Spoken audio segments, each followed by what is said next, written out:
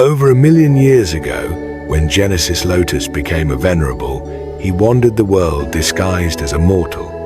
One day, he arrived at a poor oasis village in Western Desert. There, he helped the villagers solve some issues using a goo master identity. He was welcomed warmly by the young and old in the village. A child was the most excited, even revering Genesis Lotus Immortal Venerable to the point of prostrating himself, because he saw new hope in his life. Lord Goo Master, Lord Goo Master, I beg you, I beg you. The child knelt on the ground and grabbed the hem of Genesis Lotus's cloth as he looked up towards Genesis Lotus Immortal Venerable. His pure eyes were filled with tears and pleading. Speak, child. Don't kneel. I will definitely help you if I can. Genesis Lotus lifted the child warmly. The child revealed a joyous expression. It would be really great if you can help. Please resurrect my mother. She is my most important person, and also the person who loves me the most in this world. My father abandoned us long ago. I could grow up, all because she worked hard to raise me. But my mother died a few days ago. She died from exhaustion and illness. Even on her deathbed, she used her trembling hands to put the last half-remaining biscuit in my hands. She saved it for me. I cannot be without my mother. I cannot be without my mother. I beg you, Lord Goo Master. You could dig such a deep well and precisely find a water source. You can definitely resurrect my mother, right? Genesis Lotus Immortal Venerable was silent. The child was innocent. He did not know resurrecting the dead was far more difficult than digging a well. But Genesis Lotus Immortal Venerable was the current venerable. The things that were impossible for others were possible for him. But he could not. He was an immortal venerable. He was Heavenly Court's immortal venerable. Thereupon, Genesis Lotus Immortal Venerable rubbed the child's head and sighed. This is not possible. No matter who it is, they will experience life and death. Your mother's death is just her reaching her final destination. Isn't it a kind of release? Cheer up and live on bravely and happily. I believe your mother will definitely want you to live like that. No, I don't want to. The child shook his head rapidly. I want my mother to revive. Genesis Lotus shook his head and sighed again. I cannot resurrect your mother. Why? You can clearly do it. The child opened his eyes, looking at Genesis Lotus with fury. Genesis Lotus shook his head, not speaking anymore. The child pointed at Genesis Lotus and shouted, I hate you. I hate you, Goo Master. You can clearly resurrect my mother, but you don't want to do it. You are too cold-blooded. You are really cruel. Is it because she is not your mother? If it were your mother, would you refuse so indifferently? Genesis Lotus sank into silence. He put himself in the child's place and thought, then came to a conclusion as he said with extreme sincerity, Yes, I will still do this. Everyone needs to accept death, no matter who they are, because I know this is all fate's arrangements. To hell with your fate. The child roared. Do I care about your damned fate? I need my mother. I want my mother back. The child was quickly stopped by the nearby villagers. The villagers repeatedly apologized to Genesis Lotus.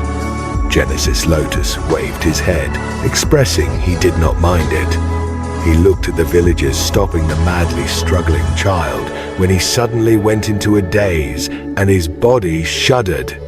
At this moment, he suddenly understood the reason why he felt a vague unease when he traveled around the world. Human hearts have changed. Their greed is insatiable. When humans became the rulers of the world, their desire was no longer about resisting the rule and suppression of variant humans. They had become increasingly insane and delusional. Genesis Lotus looked at the child in front of him dazedly as he came to a realization. Weren't the humans of the present age like the child in front of him? He was struggling wildly under the shackles of fate for an impractical wish. But was it truly impractical? Was resurrecting a dead person impossible? Genesis Lotus was aware that this was possible, but he could not do it. This was not allowed. However, does not being allowed mean that there won't be anyone doing it? Genesis Lotus suddenly felt loss and hesitation. A deep helplessness shrouded him. Even though he was a rank 9 venerable, the #1 person in his era, he could stop the people from doing this with all his strength. But what about after his death? Even if he used all his strength and energy in this life, and no one attempted to revive the dead, could he, Genesis Lotus, stop the people from having such thoughts? The most terrifying thing were these types of thoughts. How could he stop everyone's wishful thinking? He could not stop the desires that emerged in people's hearts. This dialogue is a very deep conversation, and a beautiful one, I must say. One of the most beautiful dialogues in Reverend Insanity. The grand dossier. The architecture of divine despair. To understand why this dialogue sits on the throne of fictional discourse, we must look at the 3 great collisions it orchestrates. This isn't just a story about a kid and a goo master. It is a trial where the universe is the defendant and a grieving child is the prosecutor. Let's take a look at these parallels. 1. The Dostoevsky threshold, the cruelty of moral logic. In The Grand Inquisitor, the tension is between security and freedom. The Inquisitor argues that humanity is a weak, rebellious race that cannot handle the terrifying burden of choice. He believes that by taking away their freedom and giving them miracle, mystery, and authority, he is being a saint. Genesis Lotus operates on a level even more refined, and therefore more terrifying. He doesn't just offer miracle, he is the miracle. But notice his response to the child. Your mother's death is just her reaching her final destination. Isn't it a kind of release?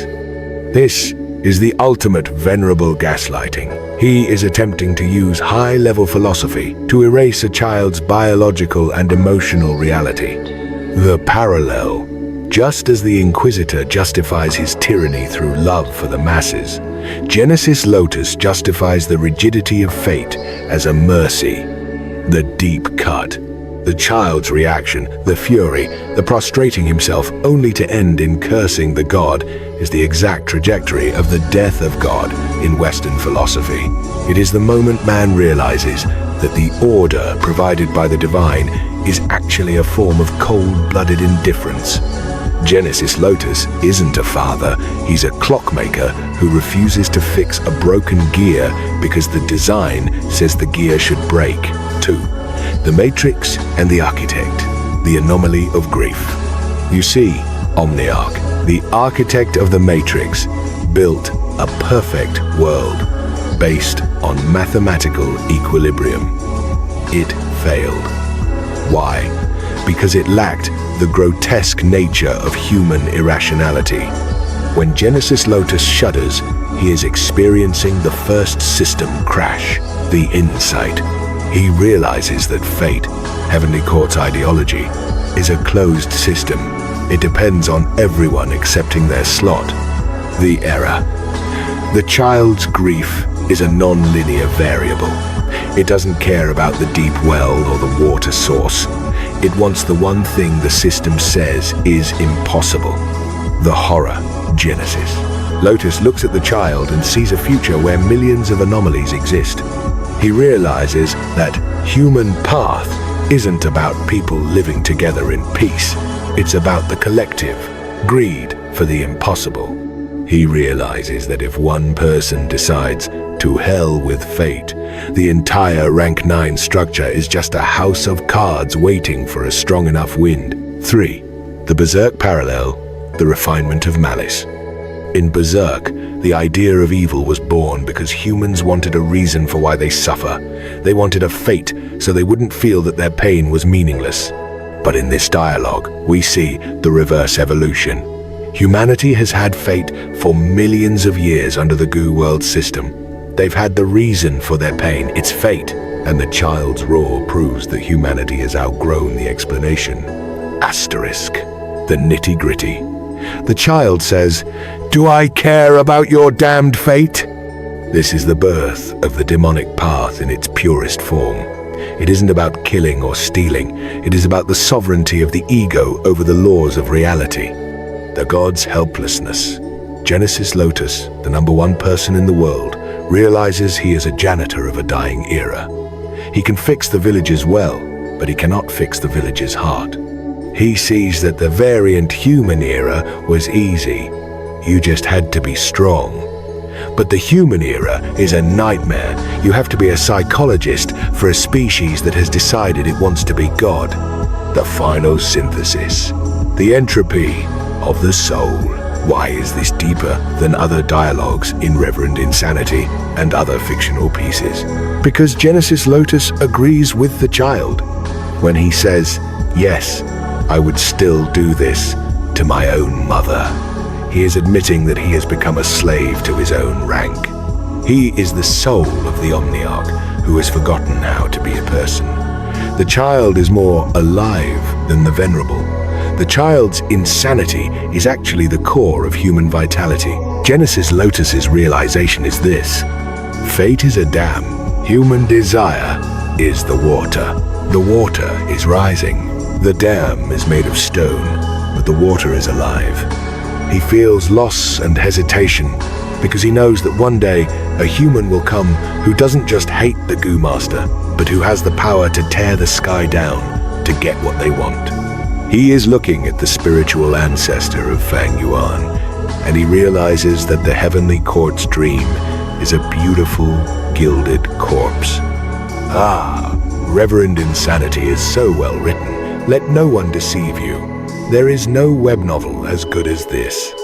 Not just stories, but stories that relate to our reality and a world that expresses human nature to its extreme. Massive world building. The beauty of realism.